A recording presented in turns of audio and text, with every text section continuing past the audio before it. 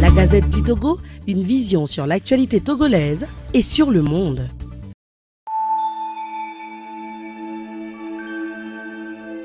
Bonjour docteur. Bonjour monsieur.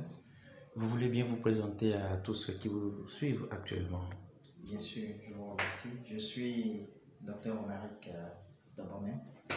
Je suis DES de chirurgie générale à la faculté de médecine de Lomé. Alors, qu'est-ce qui sous-tend votre présence aujourd'hui à la clinique Diassa? Je vous remercie. Je suis présent ce jour à la clinique Biassa pour une raison fondamentale. Fondamentale au regard des objectifs de la formation que je suis, du parcours de formation que je suis, qui est la spécialisation de chirurgie générale. Et à la clinique Biassa, nous avons la possibilité de nous familiariser et de nous entraîner, voire de nous perfectionner sur un outil qui s'avère indispensable de nos jours pour pouvoir bien prendre en charge les patients qui ont des pathologies qui demandent une opération, donc une intervention chirurgicale. Cet outil, c'est la chirurgie cilioscopique.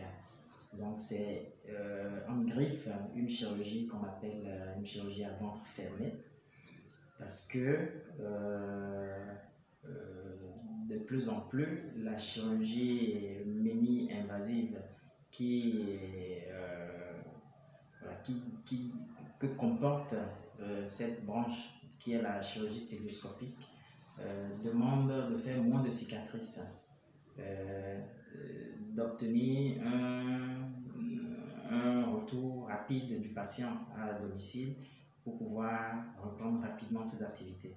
Donc la chirurgie cilioscopique, de par ses avantages, fait que aujourd'hui les jeunes chirurgiens sont obligés de se mettre au pas, de maîtriser cet outil-là, pour que sur le terrain nous soyons opérationnels, compétitifs également. Alors, vous avez entraîné aujourd'hui, sinon formé ou bien assisté certains chirurgiens. Quelles sont les machines qui ont été utilisées? Alors, ici à Biassa, il y a un partenariat avec Vitamed qui a installé tout un équipement au centre d'entraînement, au centre de training. Et il y a deux machines essentielles, en tout cas, qui concernent la chirurgie générale, la chirurgie digestive en particulier. Nous avons un simulateur de réalité virtuelle sur lequel il y a plusieurs programmes de chirurgie digestive. Donc, nous nous sommes familiarisés avec la navigation avec la caméra. Quand on fait une ouverture, on met la caméra pour pouvoir explorer l'ensemble de la cavité péritoriale.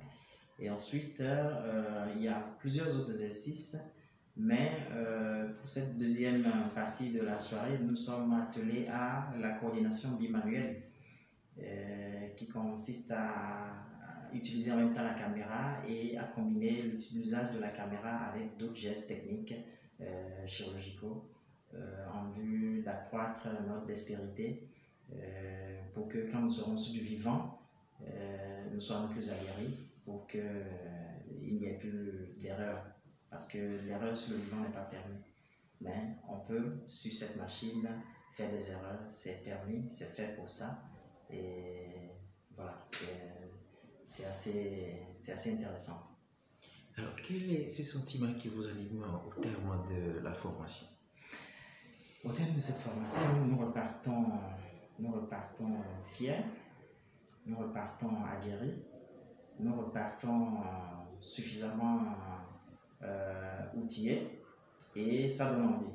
Ça donne envie de revenir, ça donne envie de nous perfectionner, ça donne envie de mettre la main à la pâte et d'aller de l'avant. Et ça nous rassure aussi que nous sommes sur la bonne voie, qui est que d'ici à la fin de notre formation, nous ayons les rudiments pour pouvoir pratiquer cette voie d'abord, cette technique de chirurgie qui fait partie des techniques, en fait, qui fait partie des objectifs assignés aux chirurgiens en greffe 2.0. De nos jours, on dit qu'un chirurgien 2.0, c'est un chirurgien qui doit être capable de lire les scanners et puis de savoir utiliser cet outil-là qui est la chirurgie mini-invasive, en particulier la chirurgie celluloscopique. Merci, docteur. Je vous en prie. La Gazette du Togo, une vision sur l'actualité togolaise et sur le monde. Rejoignez-nous sur le www.lagazettedutogo.com ou sur nos comptes Facebook, Twitter et YouTube. Pour tout contact, écrivez à contact@lagazettedutogo.com ou appelez le 92 80 88 53.